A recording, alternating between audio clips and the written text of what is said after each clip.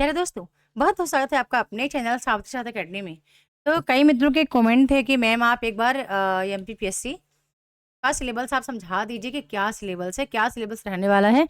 तो आपको बता दूं, ये इकाई 1 से इकाई 10 तक का पूरा सिलेबस है। ये इसका टाइपिंग भी आपको मिल जाएगा, वो टाइपिंग में ऑलरेडी मैं बना ली हूँ कोर्स वालों के लिए, ताकि मतलब यहाँ से उनको कोई दिक्कत हो तो वो मेरा वाटर मार्क सहित टाइपिंग वाला अपना प्रिंट निकाल सकते हैं।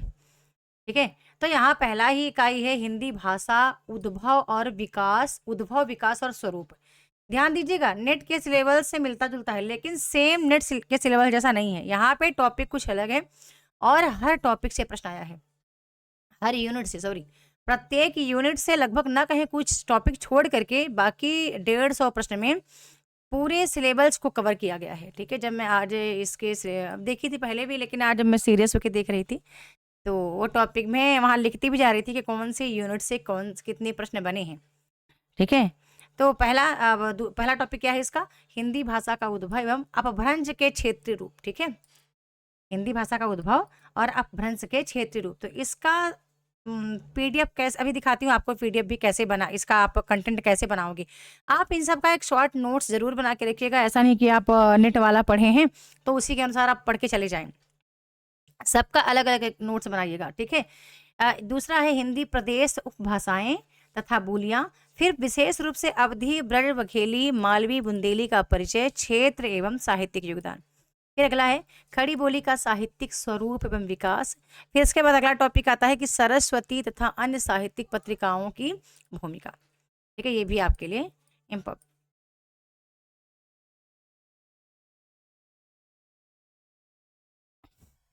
अगला है हिंदी के प्रचार प्रसार हेतु किए गए प्रयास एवं संस्थाओं की भूमिका, स्वतंत्रता आंदोलन में हिंदी की भूमिका। चलिए एक टॉपिक मैं आपको दिखाती हूँ, मैं कि आपको कैसे इसको नोट डाउन, कैसे आपका ये बनेगा। ठीक है। मैं यहाँ पे तो यूनिट कौन सा, ये यूनिट 2 3 तैयार कर रही थी। ठीक है। यूनिट, हाँ, 1 आपको दिखाती हूँ। नहीं नहीं, ठीक है, यूनिट 1 आपको दिखाती हूँ मैं कि कैसे आपको करना है। ये देखिए, ये रहा, यहाँ पे आप देखोगे।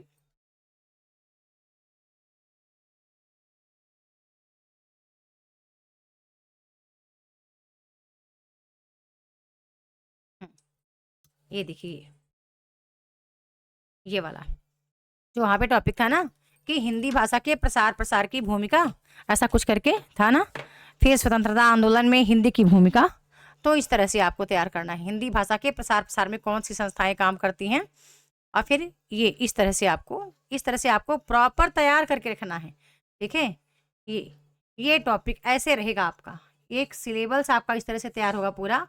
ठीक है। अपभ्रंश का युग, अपभ्रंश के क्षेत्र रूप, आपको इस तरह से एक शॉर्ट नोट्स आपको हिंदी का विकास वर्तमान में जैसा जैसा टॉपिक लगा हुआ है, ठीक है, वैसा वैसा टॉपिक मैंने यहाँ पे स्वतंत्रता आंदोलन में हिंदी की भूमिका, ये टॉपिक आपके वहाँ पे लगा हुआ है।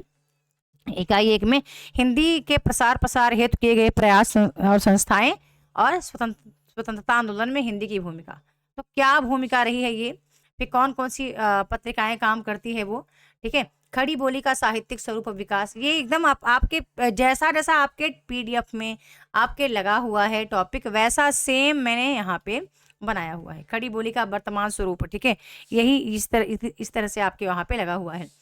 तो अब चले आते हैं अपने सिलेबस पे, और आपको बताती हूँ कि सिलेबस आपके लिए जानना कितना ज़्यादा ज़रूरी है, और उसी सेम टॉपिक पर आपको ही काम करना है। ऐसा नहीं कि किसी भी टॉपिक पे आप काम कर लोगे। ठीक है। आपको ना सेम टॉपिक पे काम करना है। चलिए अब देखते हैं यहाँ पे अगला जो है क्या है, देवनागरी लिपि का विकास, देवनागरी लिपि की वैज्ञानिकता, देवनागरी लिपि की प्रमुख विशेषताएं। फिर इकाई 2 आता है। इकाई 2 का टॉपिक है हिंदी भाषा के विविध रूप। अब फिर यहाँ पे दिया दे रखा है कि हिंदी का मानकीकरण, मानक हिंदी के विविध रूप, मानक हिंदी की प्रमुख शैलियाँ। ये दूसरा है हिंदी भाषा के विविध रूप, फिर संपर्क भाषा, माध्यम भाषा, राजभाषा, राष्ट्रभाषा, हिंदी की संवैधानिक स्थिति, वही अनुच्छेद 343 51। फिर है हिंदी का वर्तमान परिदृश्य, इसका भी मैंने अलग टॉपिक बनाया हुआ है। हिंदी कंप्यूटर में हिंदी का अनुप्रयोग, यहाँ पे इससे प्रश्न आया हुआ है, यहाँ से इससे प्रश्न आया हुआ है। ये जो हिंदी के प्रसार प्रसार की ये वाला ये टॉपिक, ये इस टॉपिक से प्रश्न आया हुआ है। ठीक है, आज मैं नोट डाउन ही कर ली थी कि हाँ किस किस टॉपिक से प्रश्न बन चुके हैं। ठीक है, इकाई 3 है हिंदी साहित्य का इतिहास। तो इस टॉपिक से प्रश्न आया है, भारतीय ज्ञान परंपरा में हिंदी साहित्य का स्थान। ठीक है, फिर अगला है हिंदी ये तो बहुत आसान है, हिंदी साहित्य लेखन की परंपरा, फिर साहित्य, हिंदी साहित्य के इतिहास का प्रमुख आधार क्या है, फिर हिंदी साहित्य के इतिहास का काल विभाजन, नामकरण, ये चीज़ें आप पढ़े हैं। ठीक है, ये चीज़ें आप पढ़े हुए हैं, बिल्कुल आपके लिए बहुत ईजी है। लेकिन इकाई 1 और 2 के कुछ टॉपिक है जो शायद आपको नहीं आती होंगी। फिर यहाँ से इकाई 4 से देखिए, इकाई 4 है हिंदी कविता का भक्तिकालीन साहित्य। अब यहाँ भी मैं आपको बता दूंगी कौन कौन से टॉपिक से प्रश्न आ चुके हैं। ठीक है, भक्तिकालीन साहित्य, सामाजिक राजनीतिक सांस्कृतिक पृष्ठभूमि, भक्तिकाल की प्रमुख धाराएं एवं प्रवृत्तियां, फिर निर्गुण धारा, ज्ञान मार्गी, प्रेम मार्गी, इनसे प्रश्न बने हुए हैं। सगुण धारा, राम मार्गी, कृष्ण भक्त शाखा से प्रश्न बने हुए हैं। संत काव्य धारा एक अलग टॉपिक ही दे रखा है। ठीक है, यहाँ पे किसको पढ़ना है, स्पेशली कबीर, दादू, नानक, ठीक है, का समाज दर्शन पढ़ना है, भक्ति भावना पढ़ना है, रहस्य भावना और प्रासंगिकता। फिर सूफी काव्य परंपरा अलग से टॉपिक ही दे रखा है। ठीक है, जहां आपको प्रमुख रूप से जायसी, कुतुबंद और मंझन को पढ़ना है। विशेष रूप से मंझन से प्रश्न बना था पेपर में इस बार। ठीक है, जो अभी मतलब कि पेपर हुआ था आपका 2022 वाला। ठीक है, तो बना हुआ था प्रश्न वहां से। फिर सगुण काव्य परंपरा, इसमें राम भक्ति, हिंदी का राम काव्य, तुलसी की भक्ति भावना, समन्वय भावना, तुलसी की राम राज्य की परिकल्पना, तुलसी साहित्य का सामाजिक उपादेयता, तुलसी की लोक मंगल दृष्टि, फिर कृष्ण भक्ति धारा। ठीक है, अब जब ये ऐसे दे रखा है ना तो बहुत लोगों को कम समझ में आता है। जो मैंने बना दिया है इसका सिलेबस, मैंने जो बना दिया है, ठीक है, बना ही रही हूँ अभी, तो इकाई 6-7 उधर करना, टाइप करना है। तो मैंने क्या उसको अलग अलग करके रख दिया है। ठीक है, जो जिसके अंतर्गत आता है। ठीक है, अब ये टॉपिक आपका अलग से बनेगा ये पूरा। ठीक है, ये अलग ही टॉपिक बन जाएगा पूरा, ये जितना जो है ये कृष्ण धारा के अंतर्गत। फिर ये अलग टॉपिक बनेगा कि कृष्ण भक्ति धारा के विभिन्न संप्रदाय, एक अलग ही टॉपिक बनेगा। संप्रदाय में विशेष रूप से निम्बार्क, राधा वल्लभ, हरिदासी और पुष्टि मार्ग, ये 4 ही आपको पढ़ने हैं। फिर रचनाएं कौन कौन सी पढ़नी है, तो कबीर ग्रंथावली पढ़ना है। ठीक है, फिर इसके बाद आपको जायसी ग्रंथावली पढ़ना है। फिर नागमती वियोग वर्णन आपको पढ़ना है। ठीक है, जायसी ग्रंथावली के अंतर्गत नागमती वियोग वर्णन आपको पढ़ना है। गोस्वामी तुलसीदास, ठीक है, रामचरितमानस में यहाँ पे दे रखा है बाल कांड का दोहा क्रमांक इतने से इतना दे रखा है। ठीक है, जिसमें क्या गुरु वंदना है, संत वंदना है, जीव वंदना है, राम भक्तिमयी कविता की वंदना है। ये पेपर में इस बार प्रश्न यहाँ से बने हैं। ठीक है, रामचरितमानस से भी प्रश्न आया है। अब अयोध्या कांड का दे रखा है कि क्रमांक कितने से इतना, जहाँ पे संवाद दे रखा है कि श्री राम भरत संवाद पढ़ना है, चित्रकूट भ्रमण पढ़ना है, श्री राम को भरत को पादुका देकर भरत की विदाई पढ़ना है। अरण्य कांड से कितना पढ़ना है, तो दोहा क्रमांक 33 से 36 तक, जहाँ पे पर पढ़ना है सबरी पर कृपा। नवधा भक्ति से प्रश्न इस बार आया था। नवधा भक्ति में पूछा गया था कि प्रथम भक्ति किसको बताया गया, तो प्रथम भक्त संतन के संगा। ठीक है, तो वहाँ पे ऑलरेडी था दोस्तों, सच बता रही है। यदि आप अच्छे से पढ़े होते तो इस बार बहुत से मित्र हैं जो कि मेरे ख्याल से उन्होंने एग्जाम निकाला होगा। ठीक है, यदि अच्छे से पढ़ाई करें किए होंगे तभी, ऐसा नहीं कि हर कोई निकाला होगा। किष्किंधा कांड का दोहा क्रमांक कितने से इतना देखना है, 13 से 17, जिसमें वर्षा ऋतु एवं शरद ऋतु का वर्णन है। फिर सुंदर कांड दोहा क्रमांक 39 से 49 देखना है। विभीषण का भगवान राम की शरण में जाना, रावण को दूत भेजना, लक्ष्मण द्वारा रावण को पत्र भेजना। इनमें लंका कांड का देखिए ये देखना है, उत्तर कांड का ये देखना है। ठीक है, सूरदास भ्रमर सार से पद संख्या 20 से 70 आपको देखना है।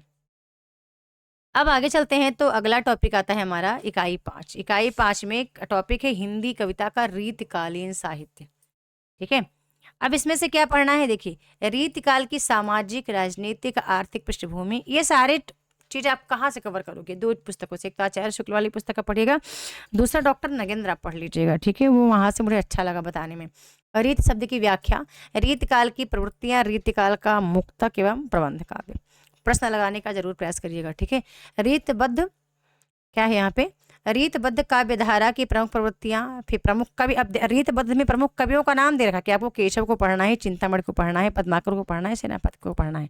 ठीक है, रीत सिद्ध में आपको बिहारी को पढ़ना है, और रीति मुक्त काव्य धारा में आपको प्रमुख प्रवृत्तियां, प्रमुख कवि, जिनमें से आपको घनानंद आलम बोधा ठाकुर को पढ़ना है। साथ में राष्ट्रीय चेतना के प्रमुख कवि भूषण को आपको पढ़ना है। ठीक है, रचनाएं किसकी किसकी पढ़नी है, तो केशव की रामचंद्रिका, जिनमें से केवल एक संवाद पढ़ना है, अंगद रावण ठीक है, संवाद ये पढ़ना है। बहुत यहाँ से प्रश्न बना था, यहाँ से भी प्रश्न बना था। बिहारी सस्सई का दे रखा है, संपादक जगन्नाथ दास रत्नाकर हैं। अब चयनित दोहा कौन कौन से पढ़ना है आपको, देखिए पूरा दे रखा है, ठीक है, कौन कौन से दोहा हैं जो आपको पढ़ना है। टोटल 20 दोहे हैं। घनानंद कवित्त से आपको कौन कौन पढ़ने, तो प्रारंभिक के 25 पद पढ़ने हैं। भूषण ग्रंथावली संपादक आचार्य विश्वनाथ प्रसाद मिश्र हैं, ठीक है, आरंभिक के 25 पद पढ़ने हैं। अब यहाँ से आपका इकाई 5 समाप्त हो जाता है, ठीक है। ये सारे मेरे पास ऑलरेडी सिलेबस पड़े हुए हैं, ठीक है, ध्यान रखिएगा। इकाई 6 हिंदी साहित्य का आधुनिक काव्य। देखिए अभी बता दूं कि सिलेबस कवर करना बेहद ज़रूरी है। कोई सा भी आप पढ़ने जा रहे हैं, आपके पास सिलेबस और टॉपिक होनी चाहिए, ठीक है। अब अगला टॉपिक आधुनिक काल काव्य क्या है, तो आधुनिक काल की सामाजिक आर्थिक राजनीतिक पृष्ठभूमि, भारतीय जागरण यानी रेनेसां, भारतीय युग, प्रमुख प्रवृत्तियां, प्रमुख कवि रचनाएं, ये हो गया। द्विवेदी युग, प्रवृत्तियां, प्रमुख कवि रचनाएं, छायावाद, सीमांकन, नामकरण, परिवेश, प्रमुख प्रवृत्तियां, कवि रचनाएं, राष्ट्रीय काव्यधारा, प्रमुख प्रवृत्तियां, कवि रचनाएं, फिर वही प्रगतिवाद के उदय के कारण, प्रमुख प्रवृत्तियां, कवि प्रयोगवाद, प्रमुख प्रवृत्तियां, तार सप्तक के प्रमुख कवि, फिर नई ये जो नेट के पाठ्यक्रम में लगा है सेम वैसा पढ़ना, लेकिन थोड़ा यहाँ पे तर्क के साथ पढ़ना है, ऐसा नहीं कि आपने ऊपर ऊपर से पढ़ा बस। अब स्पेशली क्या पढ़ना है, मैथिली शरण गुप्त का भारत भारती से आपको अतीत खंड पढ़ना है, और साकेत का नवम सर्ग, प्रसाद जी का चिंता श्रद्धा इड़ा सर्ग पढ़ना है, कामायनी से निराला की राम की शक्ति पूजा पढ़नी है, बादल लाख से प्रश्न बना है, ठीक है, जागो फिर एक बार कविता पढ़नी है, दिनकर की परशुराम की प्रतीक्षा पढ़नी है, कुरुक्षेत्र का 7वां सर्ग पढ़ना है, असाध्य वीणा पढ़नी है, अजय की नदी के द्वीप पढ़ना है, केदारनाथ अग्रवाल की फूल नहीं रंग बोलते हैं कविता संग्रह पढ़ना है, दुष्यंत कुमार की साये में धूप गजल संग्रह है, कुंवर नारायण की आत्मजयी काव्य है, नागार्जुन का बादल को घिरते देखा है अकाल और उसके बाद, कालदास सच सच बतलाना, ये कविताएं आपको कवर करनी है। अब इकाई 7 में जब आते हैं, तो इकाई 7 में आते हैं तो हिंदी साहित्य का आधुनिक काल गद्य, हिंदी गद्य का उद्भव और विकास पढ़ना है, जहाँ पे भारतेंद्र योगीन गद्य की प्रवृत्तियां एवं प्रमुख रचनाकार आचार्य महावीर प्रसाद द्विवेदी सरस्वती पत्रिका का हिंदी गद्य के विकास में योगदान। दूसरा है स्वतंत्रता पूर्व के हिंदी गद्य साहित्य एवं स्वातंत्रोत्तर हिंदी गद्य साहित्य की विभिन्न विधाओं का विकास। फिर अब यहाँ पे स्पेशली आपको दे रखा है कि हिंदी उपन्यास में क्या पढ़ना है, पहला तो हिंदी उपन्यास का उद्भव विकास पढ़ना है, ठीक है। फिर पर्सनली दे रखा है कि गोदान पढ़ना है, मानस का हंस पढ़ना है, बाणभट्ट की आत्मकथा पढ़नी है, त्याग पत्र पढ़ना है, त्याग पत्र अच्छा उपन्यास है, मैं पढ़ी हूँ अभी हाल ही में। फिर हिंदी कहानी का उद्भव विकास में एक टोकरी भर मिट्टी पढ़ना है, उसने कहा था, नशा कहानी पढ़नी है, पुरस्कार पढ़नी है, तीसरी कसम, परिंदे, वापसी, खोई हुई दिशाएं, कोसी का घटवार, गदल भी अच्छी कहानी है, ठीक है, रांगी राघव की अच्छी कहानी है। फिर हिंदी निबंध नाटक और आलोचना का स्वरूप पढ़ना है, उद्भव विकास, साथ में प्रमुख निबंधकार, प्रमुख नाटककार, प्रमुख आलोचक। अब निबंध में कौन कौन से पढ़ने हैं, तो आचरण की सभ्यता पढ़नी है, मेरी असफलताएं, करुणा, देवदारू, एक लंबी कविता कांत, मेरे राम का मुकुट भीग रहा है, ठीक है, ये पढ़ना है। ये आलोचना पद्धति आपको कहाँ मिलेगी, ठीक है, ये बड़ा इंपॉर्टेंट है, ये इसकी शुरुआत हमने कर ली है, ये पूरे आपको आलोचना पद्धति पढ़नी पड़ेगी इनकी, ठीक है, यहाँ से भी प्रश्न बने हुए हैं। साथ में आपको चंद्रगुप्त पढ़ना है, अंधेर नगरी पढ़ना है, चंद्रगुप्त नाटक पढ़ना है, लहरों के राजहंस पढ़ना है, अंधायुग पढ़ना है, और कोणार्क पढ़ना है, जगदीश चंद्र माथुरकृत। गद्य की अन्य विधाओं में आपको रेखा चित्र, संस्मरण, आत्मकथा, यात्रा वृत्तांत, डायरी, रिपोर्ट, तार्श एवं पत्र साहित्य, इसका उद्भव विकास के साथ साथ आपको स्पेशली पढ़ना है पथ के साथी, ठीक है, महादेवी वर्मा कृत है, अक्षय का अरे यावर रहेगा याद, ठीक है, यहाँ तक आपके ये गद्य पद्य हो गए। अब बहुत चीजें, ठीक है, आसान है कि आपको क्या करना चाहिए। अब देखो आपके लिए इम्पोर्टेंट यहाँ पे ये है दोस्तों कि अब आपको ये करना है, ठीक है, अब आपको ये करना है कि आपको काव्य शास्त्र करना है, ठीक है, काव्य शास्त्र में आप नेट वाला करेंगे तो अच्छा है, लेकिन आप डॉक्टर विवेक शंकर की पुस्तक से करिए, आप करना चाहते हैं तो वहां से करिए, ठीक है, अच्छी पुस्तक है, ठीक है, ये पूरा नेट का सिलेबस ही है, कोई डाउट नहीं, यहाँ से भी अच्छे खासे प्रश्न आए हुए हैं, पूरा नेट का सिलेबस है, नेट सेट आपने दिया हुआ है तो पूरा वही सिलेबस है, ठीक है, तो इस पर बोलने की आवश्यकता ही नहीं है, ठीक है।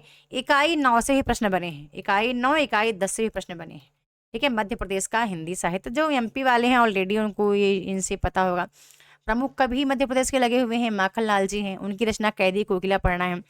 बलिपंथी के लिए पढ़ना है, पुष्प की अभिलाषा पढ़नी है, फिर सुभद्रा जी की वीरों का कैसा हो बसंत, छोटी छोटी रचनाएं आप कर लेंगे, झांसी की रानी, जलियांवाला बाग में बसंत। फिर बालकृष्ण शर्मा नवीन की विप्लव गान, प्रश्न यहाँ से आए हुए हैं, ठीक है, ऐसा नहीं कि आप छोड़ दीजिए कि चलो छोटी छोटी तो नहीं पढ़ते हैं।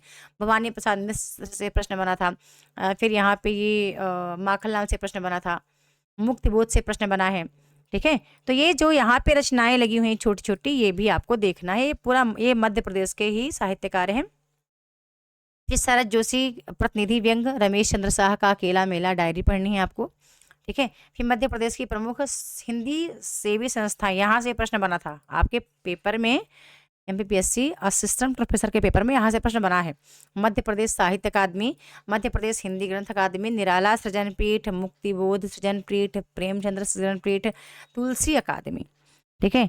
ये लोक साहित्य जनजाति, ये भी हम जो भी मध्य प्रदेश वाले हैं उनके लिए चीज़ें आसान है, कठिन नहीं है, ठीक है। तो यहाँ से भी प्रश्न बना है, इस टॉपिक से भी प्रश्न बना है आपके पेपर में, जो भी हाल ही में पेपर हुआ था ना, वो आपको 2 ही पेपर मिलेगा, एक 17 का मिलेगा, दूसरा आपका ये 22 वाला मिलेगा, ठीक है ना। तो ये रहा आपका सिलेबस नेट का। अब ऑलरेडी ये इन सिलेबस में मैंने काम करना स्टार्ट कर दिया है, क्योंकि कोर्स में कुछ मित्र आ गए हैं, ठीक है। ज़्यादा मित्र तो मैं लूँगी नहीं कोर्स में, बहुत ही सेलेक्टेड लूँगी, ठीक है, ताकि जिनसे मैं कुछ अपनी वार्तालाप भी कर पाऊँ चीज़ों को। और मैंने ऑलरेडी हाईलाइट कर भी लिया है कि क्या है जो आपके लिए पेपर को देखते हुए, 2 बार का पेपर देखने के बाद क्या है जो आपके लिए पढ़ना बेहद ज़रूरी है, ठीक है। देखो एग्जाम तो हर कोई देता है, पढ़ाता तो हर कोई है, आपको यहाँ पे सिलेबस को केवल ऐसा नहीं कि पढ़ लेना है बस, नहीं, या सिलेबस आपने तैयार कर लिया, तैयार बस नहीं करना है, सिलेबस के साथ साथ आपको सिलेक्शन की तैयारी पे ध्यान देना है, ठीक है। ये ज़्यादा बड़ी बड़ी टॉपिक नहीं, ये तो एक मैराथन क्लास की है, मैंने एक वीडियो भी डाली थी, एक मैराथन क्लास की ये है, मेरे एक मैराथन क्लास की ये है, 3 से 4 घंटे में प्रॉपर चीज़ों को समझाने के लिए। और मेरे एक मैराथन क्लास की है, 3 मैराथन क्लास की ऐप पे 3 क्लास हो गई। अब इन 3 मैराथन क्लास से कम आपके 30 प्रश्न, 25 से 30 प्रश्न आपके बने थे। हाँ, यहाँ से कंप्यूटर में हिंदी का अनुप्रयोग से प्रश्न बना था, यानी कि इन्हीं में से आपके प्रश्न, कई प्रश्न बन चुके थे, ठीक है। पेपर मेरे सामने है, मेरे हाथ में, ठीक है, जहाँ पे कंप्यूटर से रिलेटेड भी एक प्रश्न था, आसान ही था, ज़्यादा कठिन नहीं था, मेरे ख्याल से वो बना होगा जो लोग थोड़ा बहुत कंप्यूटर के बारे में जानते हैं। प्रश्न ज़्यादा कठिन नहीं आए हैं, लेकिन ये है कि कठिन उनके लिए था, जैसे कि प्रश्न था कि हिंदी कंप्यूटरिंग के संदर्भ में मंगल क्या है, ठीक है, यूनिकोड कन्वर्टर है, यूनिकोड फॉन्ट है, हिंदी अनुवाद टूल है, या फिर उपयुक्त सभी, ठीक है। तो यूनिकोड कोड फॉन्ट है, ठीक है। और ये एक टॉपिक नीचे मैं आपको दिखा रही थी, जहाँ पे हिंदी केंद्रीय हिंदी संस्थान की स्थापना, केंद्रीय हिंदी समिति की स्थापना है, हिंदी अनुवाद ब्यूरो का गठन, हिंदी केंद्रीय हिंदी प्रशिक्षण संस्थान का गठन, यानी कि जितना आपके सिलेबस में है ना, सिलेबस के बाहर प्रश्न नहीं है, ठीक है। सिलेबस के एक एक टॉपिक को, जहाँ मैं आपको बता रही थी ना, मंझन से प्रश्न बना था, तो मंझन का प्रश्न आया था, ठीक है। मुल्ला दाऊद से प्रश्न बना है, और मिश्र बंधुओं के अनुसार पूछा था बिहारी सस्सई में दोहों की कुल संख्या कितनी है। अब देखो पढ़ाई करोगे तो बनेगा। ब्रह्म राक्षस से प्रश्न था, ठीक है। मालवा की लोक कथाएं, अभी वहां पे मैं नाम ली थी ना मालवा का, ठीक है, तो वहां से प्रश्न था। अब जिनके पास तो ऑलरेडी पेपर होगा ही, जो लोग अभी पेपर की तैयारी के लिए राजी हैं कि मुझे करना है, तो पेपर उनके लिए पास ऑलरेडी होगा। साथ में मैंने भी इसका एक कोर्स लॉन्च किया है अभी, ठीक है, जिसकी फीस बता दूं 4500 रुपये है पूरे कोर्स की। यहाँ पे केवल सेकंड पेपर हिंदी की है, नेट इसकी एमपीपीएससी की, ठीक है। तो आप चाहें तो आप ज्वाइन कर सकते हैं, एप्लीकेशन पे भी जाके पेमेंट कर सकते हैं, तो आप मुझे मेरे नंबर पे कर सकते हैं 8106353081 पे।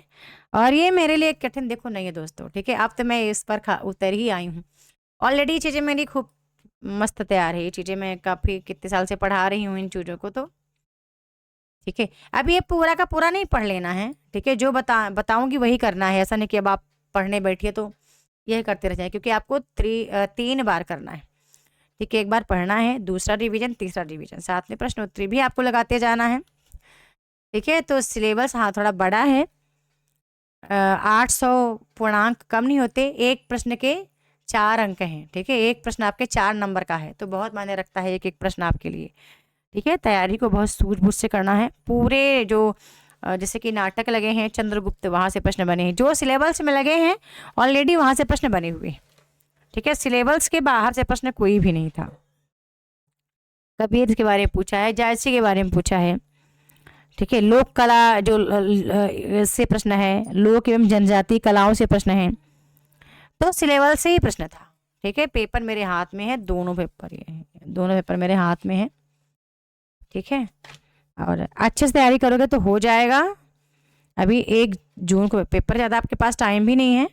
अब मेहनत करोगे तो ही होगा, या तो खुद से करो या तो कहीं पे जुड़ के करो आप। ठीक है, चलिए वीडियो को लाइक करना है, शेयर करना है, चैनल को सब्सक्राइब करके रखना है, बेल आइकन प्रेस करके रखना है ताकि कोई वीडियो मिस ना हो। मिलते हैं नेक्स्ट वीडियो में न्यू टॉपिक के साथ, तब तक के लिए बहुत बहुत धन्यवाद।